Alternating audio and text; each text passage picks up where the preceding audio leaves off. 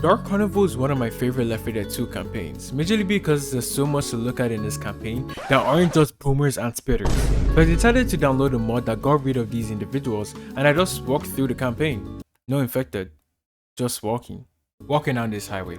It may seem boring at first, but there's a story and meaning behind this car pileup. Body piles upon body piles scattered around this highway, but what could have been the cause of this? Rather than taking the right exit of the highway to the motel, I walked straight down and ran into this. A small settlement base, if you will. A campfire with an electric guitar in it, a sleeping bag, and bodies covered in what I assume are tarps. The friends of the last survivor of this camp. There's a lot of luggage too here, insinuating people must have packed a lot of their stuff and were all just trying to get out. But enough of the side content, let's head back to the main road. As we take the right exit off the highway, we see a car flipped over.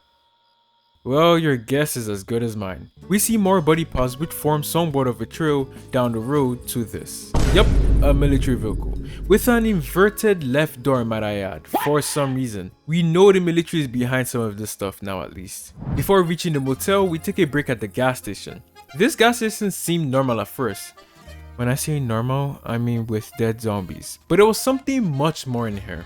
A whole last zombie 50% off with just the legs on the ground, and the other half, you may ask, through the fucking door and outside. What on God's green earth even did this? Like, even through the door too, bro. He must have gotten his ass kicked by Batman, cause bro, there's just no way. So I headed up to the motel to check in, and I noticed a good 90% of the motel rooms were empty, which could explain the tons of luggage we just saw. Everyone just evacuated. But I must admit, these residents did an amazing job leaving no belongings behind. Not even dirt.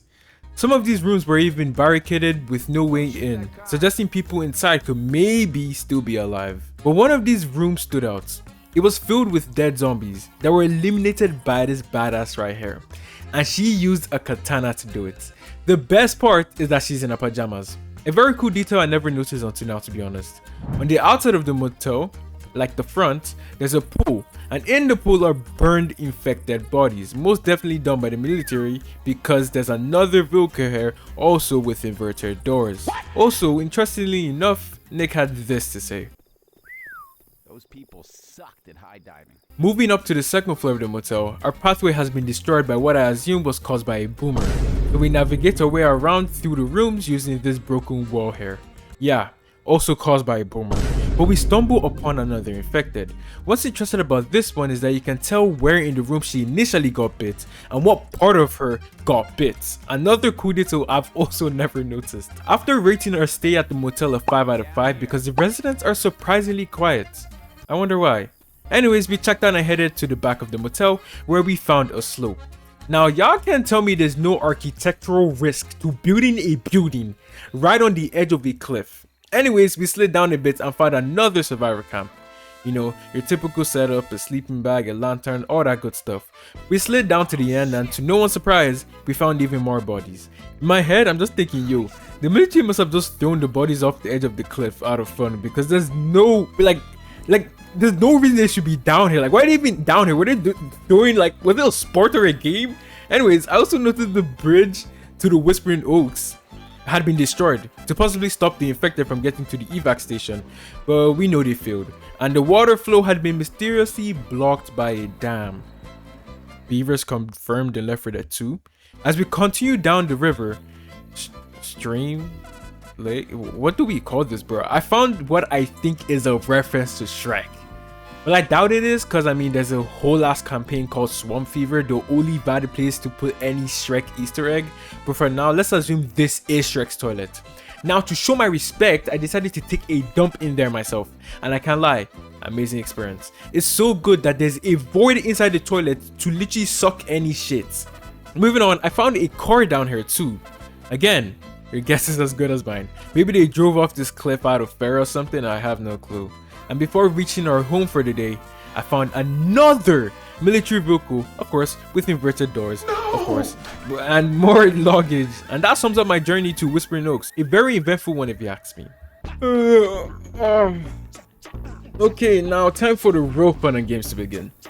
The big Whispering Oaks sign. Let's explore this abandoned amusement park. Nick, what the fuck is going on here?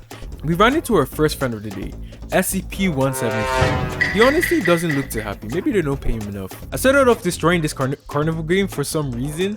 Then I checked the bathrooms.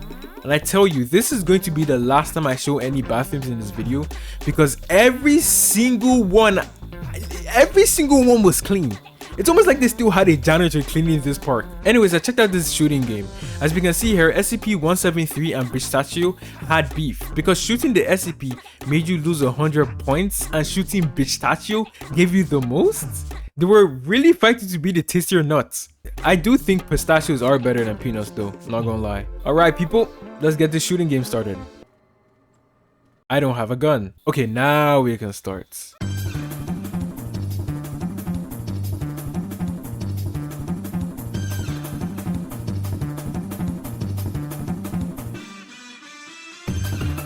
Ooh, I scored 760 points. Let's see what we get. A gnome. The most ironic part of this is that I'm literally the last man on Earth holding the last gnome on Earth. So I carry my new friend around, Jones the gnome. We look at food stalls, carnival rides, storage facilities, and something really sad happens. I was trying to go on a train ride with my new friend and I dropped him mistakenly. And for some reason, I couldn't reach him to grab him. It's like the ghosts of the employees were stopping me from getting to him. But that's okay, because he was blocking half of my fucking screen anyways. What's interesting about this amusement park is that I didn't find any body piles inside. I'm assuming this means the military never actually entered the amusement park, because so far every time we saw military vehicles, there were always body piles. I mean, logically there's no way these vehicles could have gone through the entrance. But I'm starting to believe the whole amusement park may have been a safe zone, which we know gets his ass wrecked by the green flu, because in the actual game there are zombies here. So I don't know, y'all should let me know what you think. Back to our adventure. I went up these stairs that led to the roof, and that's where I found our second fun activity. A slide. It was an amazing experience, so good I went a second time. I know Nick would have said wee if not for the fact he's so nonchalant. After getting off it though, I started getting hungry and then I checked out this food menu over here. 2 cheeseburgers, 3 cheeseburgers. Why isn't there an option for just one? Holy big bags. And they were selling fish. Just fish. For how much? Market price. Wow, what the fuck is going on here?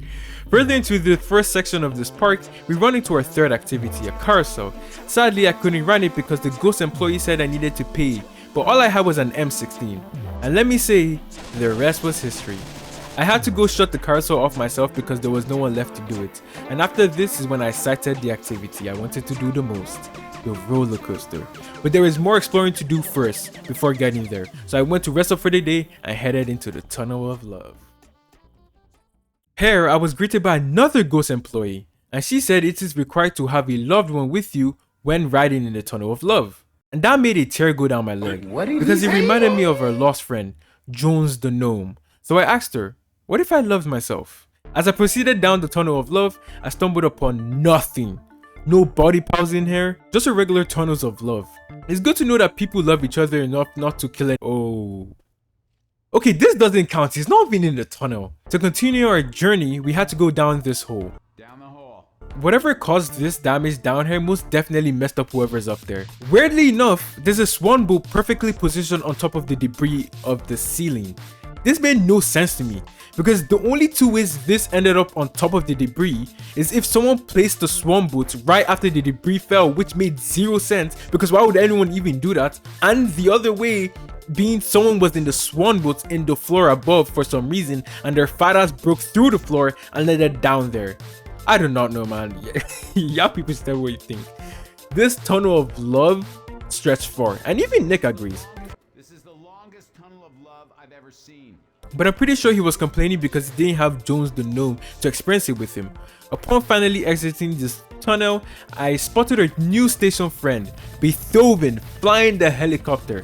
And no, that's not his nickname. His parents just named him that at birth because when he was born his cry sounded like a musical masterpiece. And there it is, our roller coaster in all its glory. Here I encountered one more ghost employee, and he claimed I couldn't ride the roller coaster because I was wearing a suit. Safety reasons, he says. So I said, what if I walked it? As I proceeded down the roller coaster track, I got a good view of the Ferris wheel. I was wondering why Valve didn't add it to the amusement park for us to see up close. I mean, yeah, we wouldn't be able to use it anyways, but we aren't able to use the roller coaster or tunnel of love, so what's their excuse now? You know what's weird? Before entering the tunnel of love, the Ferris wheel is beside the highest point of the roller coaster, but when you actually get to the roller coaster, it's not. It's on the right side rather than the left side. Anyways, Nick seemed to be loving this ride. You can just hear how happy he is. You got your wish, Ellis. We're on a ride. I hate roller coasters. Run on the track. We need to keep going down the track. Everybody just follow the tracks. Stay on the track, people. Stay on the track. Somebody turn off that alarm. Alarm's off. This was a pretty great ride. I wouldn't recommend it to anyone though, very scary. And all those screams got me tired, so I said hi to SCP once every 3 and I went to rest up for the day. Okay, time for us to keep pushing. We're almost there. To the concert, I mean. As I'm walking, I heard something. Oh my days. The weakest level in this carnival game is Peanut Dude, and the strongest is Bichachu. The beef continues. I attempted the game, and Nick mentions that this game is rigged.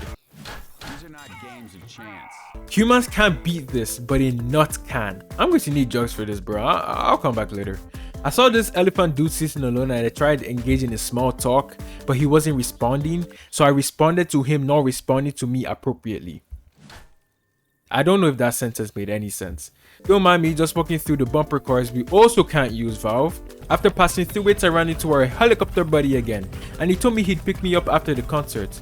So I decided to go to the barns to explore some more, but on my way there, I found the stash whacker machine. And you know damn well I started popping off. I'm just surprised SCP-173 wasn't there to tell us to whack him, considering the fact they are beefing. I tried reaching the score of 99 on this machine, but I broke it before I could even reach it. This is the second saddest thing that happened to me. But who cares, cause I found adrenaline. And I also stole a crowbar for some wannabe Iron Man dude. Like he just left this on the bench here, so finders keepers I guess. Anyways, I went back to show off my strength to this Bichacho fella and I broke the fucking machine. Who would have thought drugs would give you such an advantage at carnival games? Where was I? Oh yeah, the barn. 0 out of 10 would not recommend. The cows didn't even moo. Moo for me. What are they paying y'all for, bruh? Time to go to our concert. As I said, walking on the roof of the barn. Would you look at that? The Midnight Riders. Oh wait, is that an evacuation station? Cedar? Oh my days, Buddy Pals. It's been a while since we saw some of these. And of course it's near a Cedar station. I'd also like to assume there was military here too. Also, another Ferris wheel in the background. Really, Valve? Like, y'all really trying to put it in our face. Like, haha, you can't ride this. Like, you did not need to put it in the background 2 times, bro. Anyways, I waited for these gates to open. And you see this garage door right here? Yeah. Alright, just give me a second. Why is it white hair? I didn't know they called the painter in to change the color. I think red was cooler though. But my people, we are here at the concert stadium. I found more infected body parts, so we know the military definitely went through here. The bathroom here was also squeaky clean too. The janitor, that janitor needs a raise to be very honest. And upon reaching the door to the concert, I had to say my one last bye to our SCP-173 friend. He seemed upset to see me go, but I like pistachios better, so I went on. This place is empty. I wonder why. Please don't tell me the Midnight Riders really only perform at midnight. I was sad, in distraught. The betrayal I felt was unimaginable. Then I went ahead and started the concert by myself. As I was vibing to the music, I saw something in the corner of my eye. I thought I was alone. I grabbed my sniper and I brought an end to this monstrosity. I guess he didn't like the music. The fireworks started popping off. It looked amazing. See? But the fireworks weren't the only thing popping off, because another tank showed up. It became clear to me that Bichacho didn't like me, although I supported him throughout. He sent another steroid-filled beast after me. Right after, my boy Beethoven pulled up and I quickly ran to safety and escaped. That was a close one. I get to live another day. Yo Beethoven, let's head to the Paris, bro. I've got some sights to see. And that was the end of my Dark Carnival experience. If you guys enjoyed, feel free to like and subscribe, and let me know your experience at Whispering Oaks, how it went for you. You guys stay blessed, stay safe. It's Fable, and I'm out.